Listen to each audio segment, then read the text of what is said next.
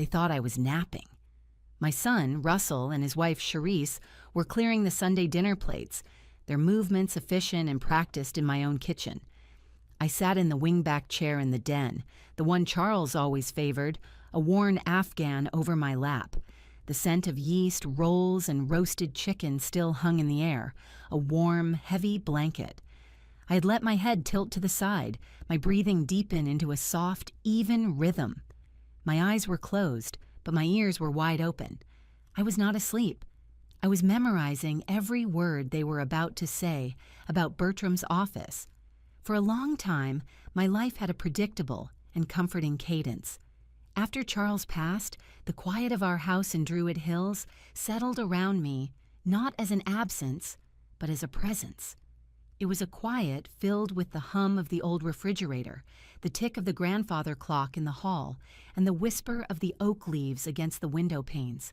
My days were marked by small, satisfying rituals.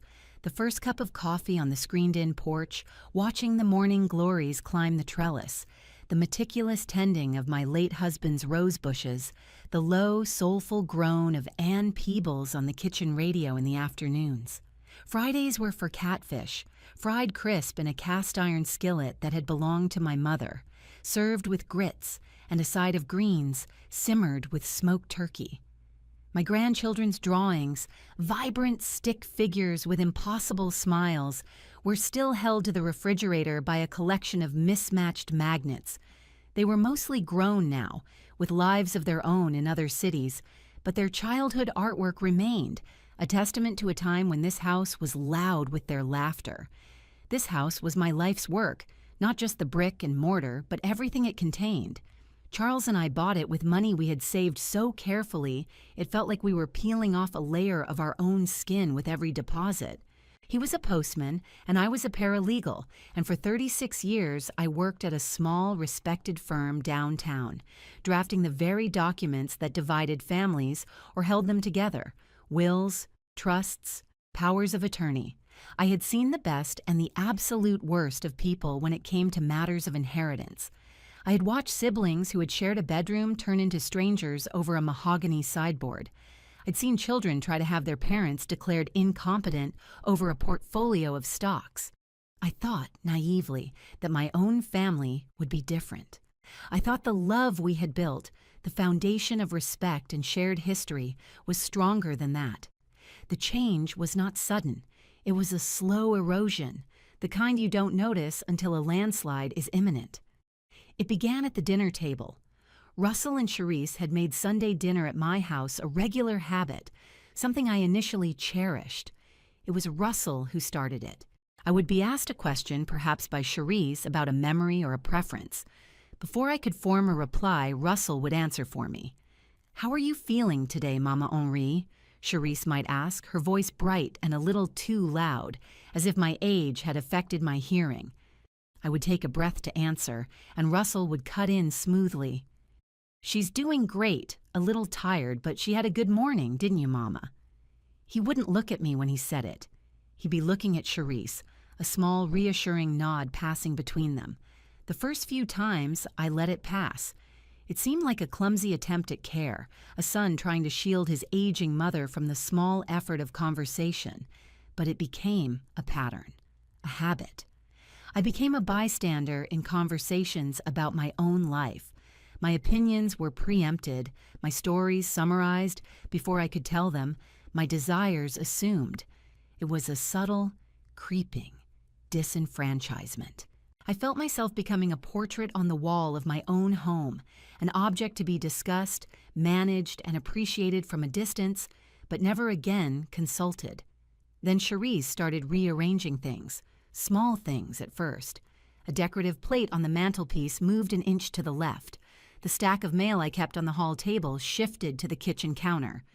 "Just tidying up for you, Mama Henri," she'd say with a smile that never quite reached her eyes, "making things easier for you to find." But it wasn't easier. It was disorienting.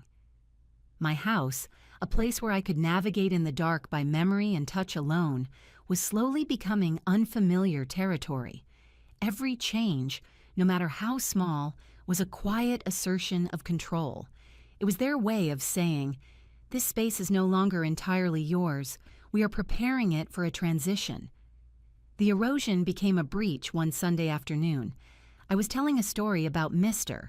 Abernathy, the firm's founding partner, a man of immense dignity and a surprising fondness for practical jokes. I was describing the time he'd had a fake summons delivered to a junior partner on April Fool's Day. I remembered the look on that young man's face, the slow dawning of understanding, the eruption of laughter that filled the office. It was a good memory, one that still made me smile. I was halfway through the telling when Russell sighed, a sound of profound boredom. He was scrolling through something on his phone, his thumb moving in a quick, dismissive rhythm. "Yeah, Mama, we've heard that one," he said, not unkindly, but with the weary patience one affords a child. The words landed in the quiet dining room with a thud. Charisse shot him a look, a quick flash of warning, but the damage was done. My story shriveled in my throat. The memory, once warm and vibrant, felt foolish. I looked down at my hands, at the network of veins and wrinkles that chronicled my 74 years. For the first time, Russell had made me feel not just old, but irrelevant. It was then I understood that their attentiveness was not about my comfort. It was about their own. They were here, in my house, every Sunday, not for me, but for what this house represented, for what I would one day leave behind. Apparently, ambition works both ways. It had driven me to build a life, and now it was driving my son to dismantle it. That was the day I started listening more closely. It was the day I decided to let them think I was napping when I was, in fact, paying the most careful attention of my life. So I sat in the wingback chair, the Afghan a comforting weight, my breath a steady performance of sleep. In the kitchen, the clatter of plates being stacked in the dishwasher subsided. Their voices dropped to a more conspiratorial pitch, the sound carrying easily down the short hall to the den. "Is she really asleep?" Charisse's voice was a sharp whisper. "Out like a light," Russell replied, his tone dismissive. "She does this all the time now. Eats a big meal, sits in that chair, and she's gone for an hour." There was a pause, the sound of a cabinet closing softly. "Okay," Charisse said, her voice now stripped of its Sunday brightness. It was all business. "So, the timeline. You said 12 days. "The meeting with Bertram is on the 23rd, Russell confirmed. "He's got everything ready, a simple pour-over will. Names me executor, simplifies everything. We just need to get her to his office to sign." My chest tightened. Bertram. I didn't know a Bertram, and I already had a will, a meticulous document drafted by my own hand and witnessed at my old firm, lodged safely in my deposit box. It was a fair will. It provided for Russell, of course, but it also left significant bequests to my church, to a scholarship fund at Spelman for young women wanting to study law, and to my goddaughter, Jessamine. It was a legacy, not just an inheritance. What they were describing was an erasure. "What if she puts up a fight?" Charisse asked. The anxiety in her voice was a thin wire. "She can be stubborn." "She won't," Russell said with unnerving confidence. "She's tired, Charisse. She complains about the upkeep on the house, how complicated the bills are getting. We're not taking anything from her. We're helping her. We'll present it as us taking a burden off her shoulders. You heard her today, forgetting the details of that story she always tells. Her mind isn't as sharp as it used to be." A cold stillness spread through my limbs. He was using my life, the very memories I cherished, as evidence against me. The story he had dismissed was now a tool for his strategy. "She'll sign at Bertram's office," Russell continued, his voice hardening with resolve. "He owes me anyway, a favor from that condo deal last year. He'll make it sound routine, professional. She won't suspect a thing." I did not move a muscle. I kept my breathing slow and deep.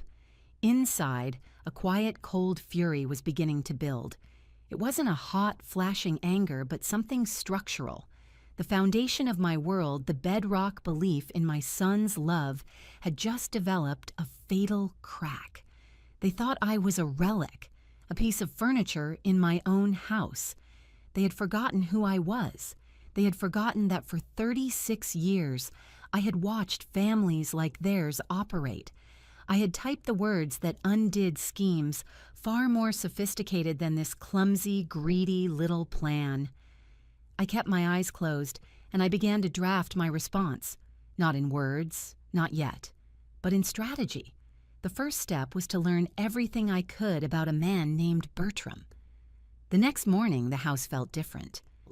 The familiar rooms seemed to hold a new, tense silence.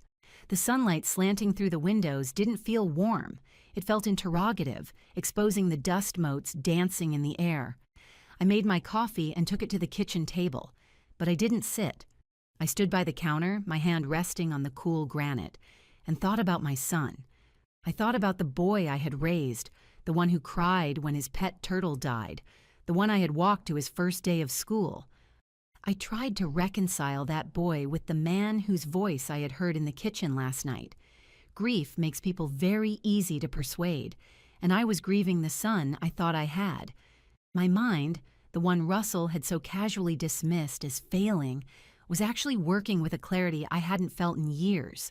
The years of professional habit kicked in. Assess the situation. Gather the facts. Do not act on emotion.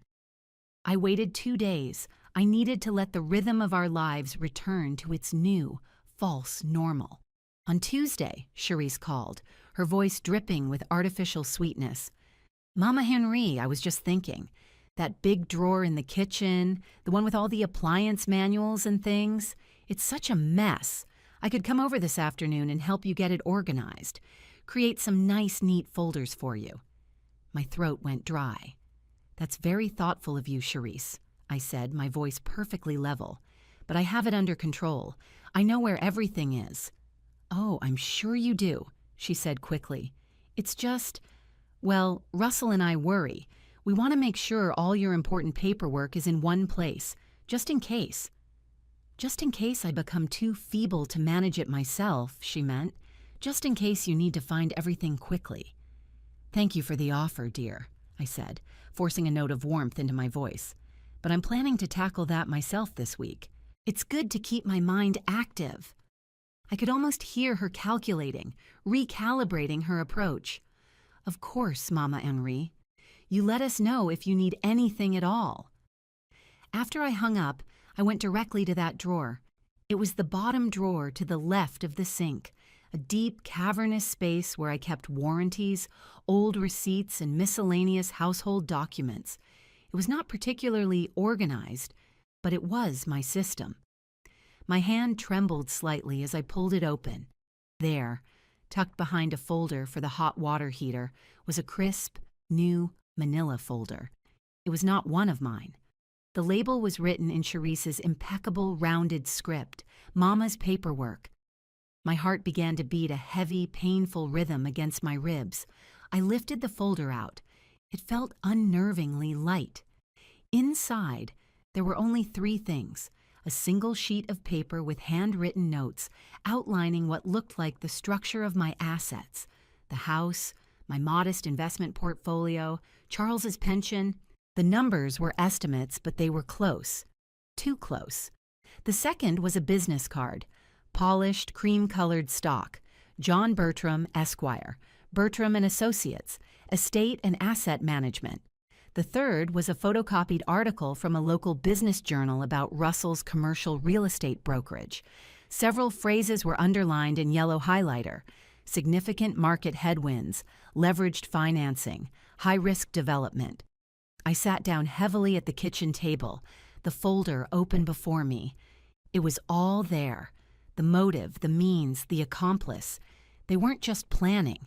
They had already begun. They were gathering my life into a folder, preparing to file it away under their own names.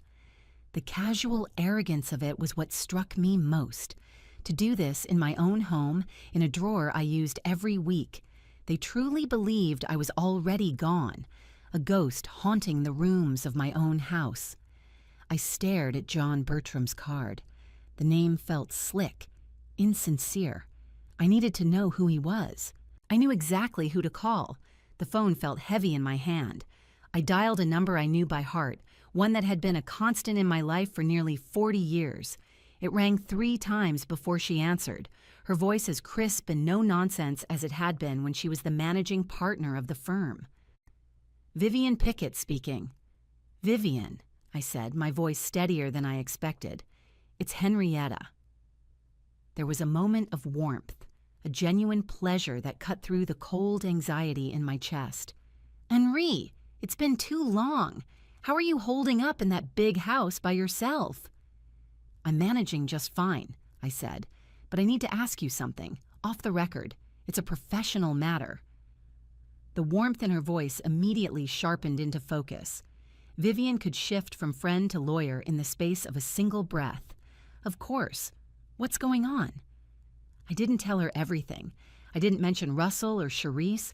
A lifetime of professional discretion was too deeply ingrained. I framed it as a hypothetical, a situation a friend of a friend was facing. I described the pressure to create a new will, the involvement of an unfamiliar attorney. "What's the attorney's name?" Vivian asked, her tone all business. "John Bertram," I said. "Bertram and Associates." There was a long silence on the other end of the line. It was not a contemplative silence, it was a damning one. When Vivian finally spoke, her voice was low and laced with contempt. "Henri, where did you hear that name?" "He's been recommended to a friend," I said, the lie feeling thin. "Well, you tell your friend to run in the other direction and never look back," Vivian said, the words like chips of ice. "John Bertram is a bottom feeder. He preys on the elderly, sells them complicated annuity schemes they don't need, talks them into trusts that primarily benefit him. He's had 3, maybe 4, bar complaints filed against him in the last 5 years. Malpractice, conflict of interest. He's slick enough that nothing's stuck yet, but his reputation is absolute garbage." I closed my eyes. The confirmation was a physical blow, knocking the air from my lungs.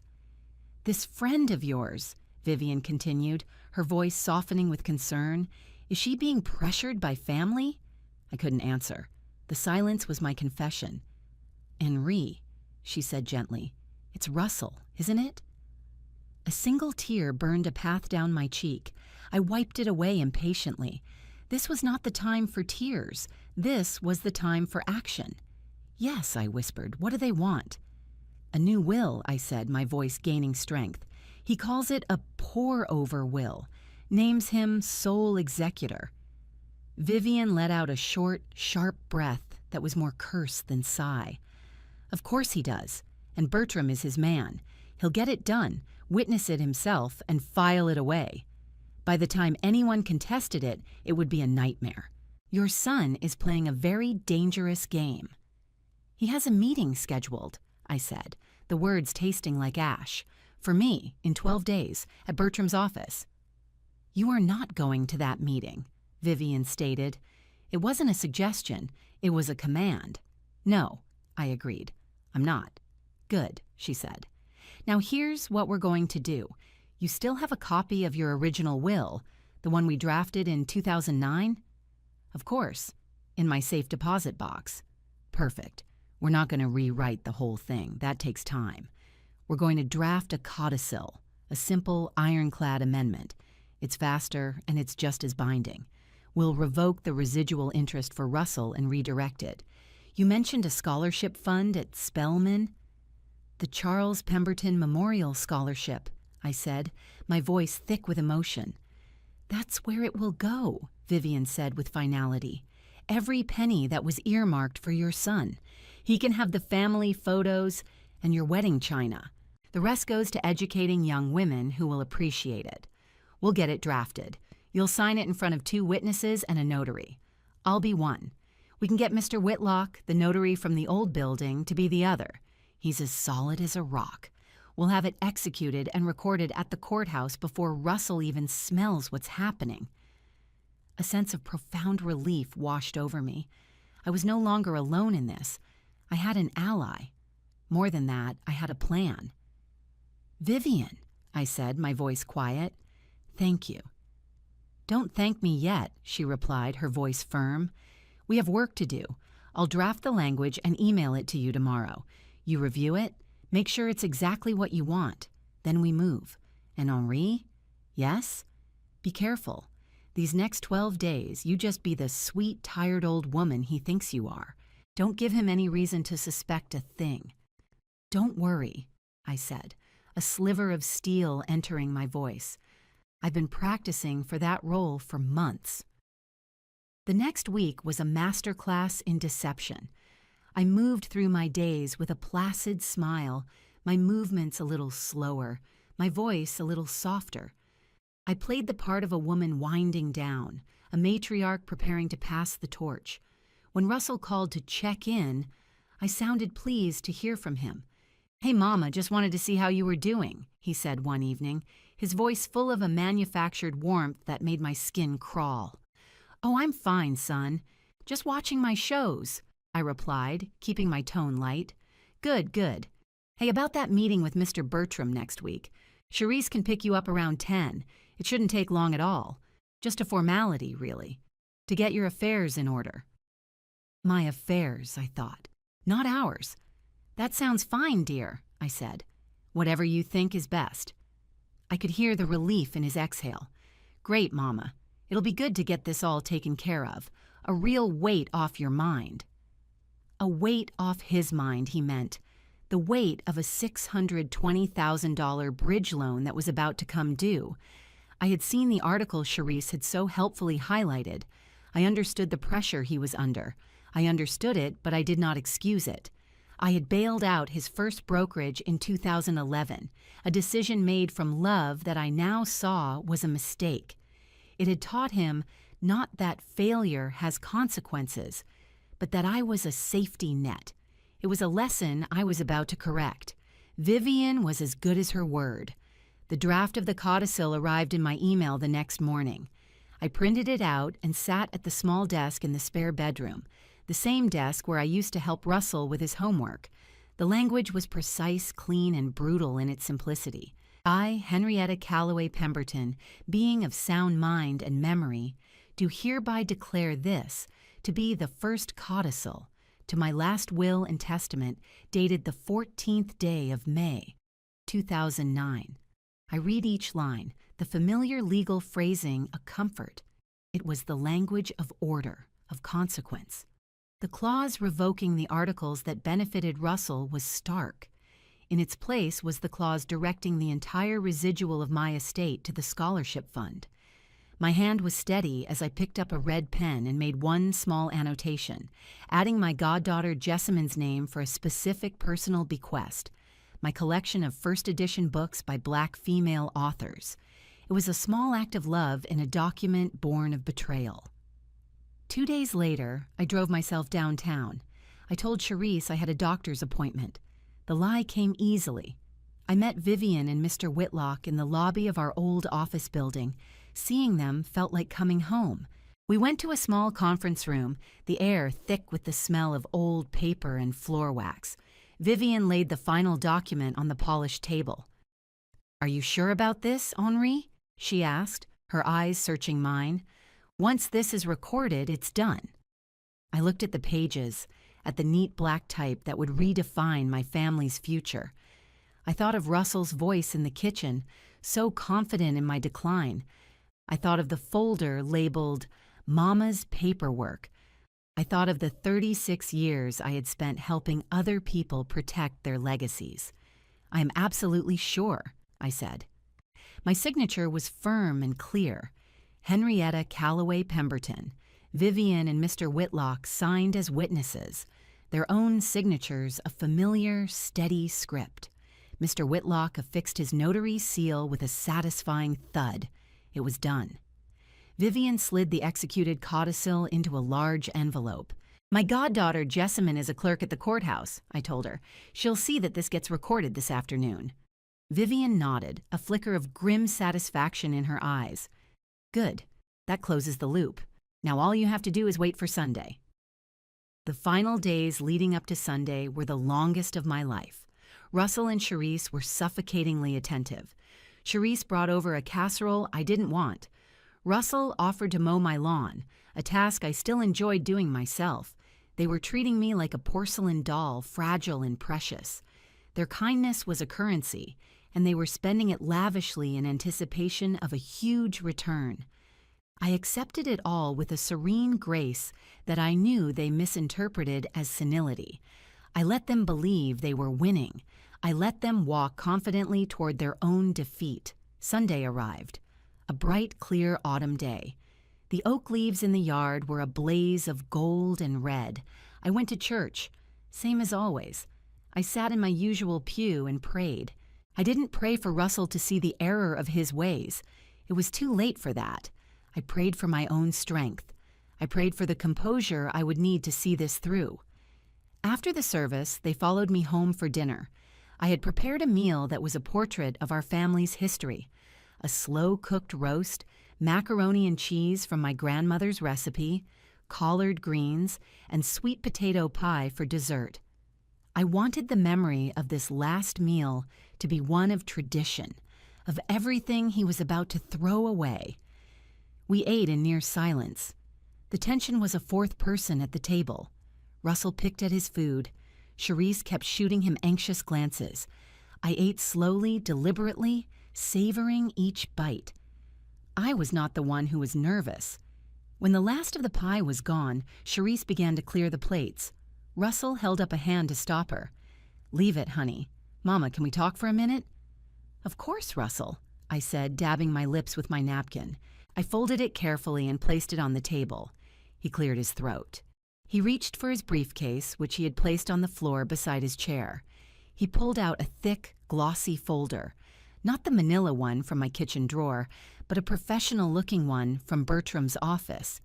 He slid it across the polished mahogany of the dining room table. It stopped directly in front of my plate. "Mama," he began, his voice taking on a tone of deep, practiced sincerity. "Charisse and we've been worried about you. This big house, the bills, all the paperwork. It's a lot for you to handle on your own. We want to help. We want to take that burden off your shoulders." I looked at the folder, then at my son. His face was a careful mask of concern. I had seen that same expression on the faces of countless clients' children, sitting in conference rooms, talking about their parents as if they were already gone. So, we had my attorney, a wonderful man named John Bertram, draw up some simple documents, he continued, tapping a finger on the folder. It's called a pour-over will. It just simplifies everything, puts everything into a trust with me as the executor. That way I can manage things for you, pay the bills, handle the investments. You won't have to worry about a thing. He leaned forward, his eyes pleading. "Mama, you're tired. Let us handle this." The words hung in the air, the same condescending phrase he'd used with Charisse. I let the silence stretch. I watched the confidence on his face begin to curdle into uncertainty. Charisse stood by the sideboard, twisting her hands, her bright smile gone. I did not raise my voice. I did not move to open his folder. Instead, I reached for my own handbag, which I had placed on the empty chair beside me. I took out a simple, letter-sized envelope. It was crisp and white. I slid it across the table, a mirror image of his own gesture. It stopped right next to his glossy folder. "What's this?" he asked, his voice sharp with suspicion. "That," I said calmly, "is a fully executed and recorded codicil to my will. I had it drawn up last week. My former colleague, Vivian Pickett, witnessed it, along with Mr. Whitlock from our old firm. My goddaughter, Jessamine, the clerk of court, had it officially recorded with the county last Tuesday afternoon." Russell stared at the envelope as if it were a snake. He didn't touch it. I continued, my voice even and measured. "It revokes all articles pertaining to you as a beneficiary of my residual estate. Your inheritance, as of last Tuesday, consists of the family photographs in the upstairs hallway and my wedding china. The house, the investments, and all other assets will be transferred upon my passing to a charitable remainder trust, which will fund the Charles Pemberton Memorial Scholarship at Spelman College in perpetuity." The color drained from Russell's face. He looked from the envelope to me, his eyes wide with disbelief.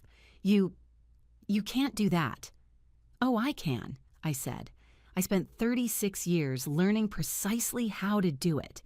You see, son, while you were busy underestimating me, I was simply doing my homework. I know all about John Bertram and his 3 pending bar complaints.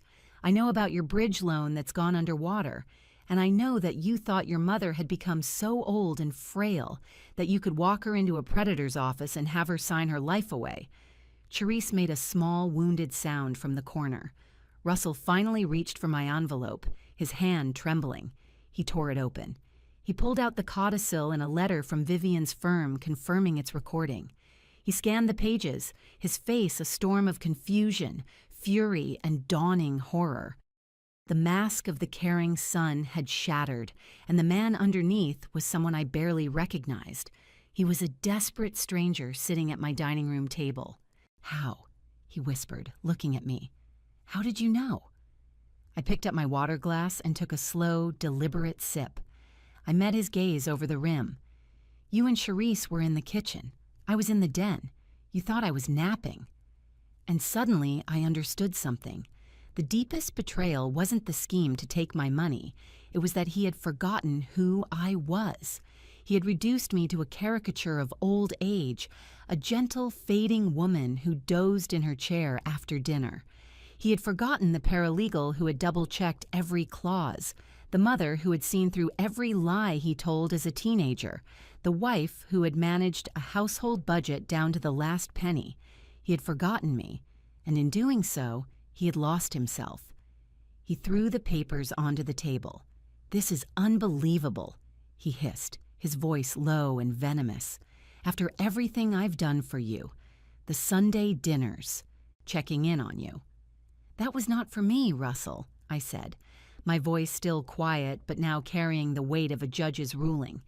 "That was an investment, and it has failed to mature. Now, I believe you and Charisse have another engagement. I've canceled my appointment with Mr. Bertram for Tuesday. You should probably let him know." He stood up so abruptly his chair scraped against the wood floor. Charisse rushed to his side, her face pale. He wouldn't look at me. He looked at the walls, at the furniture, at the life he had just forfeited. He was seeing it not as his home, but as a property whose value had just dropped to 0. Without another word, they turned and walked out of the dining room. I heard the front door open and close. I sat there in the silence, the 2 envelopes lying on the table like the aftermath of a treaty negotiation. One, a weapon of deceit. The other, a shield of truth. The quiet that descended on the house this time was different.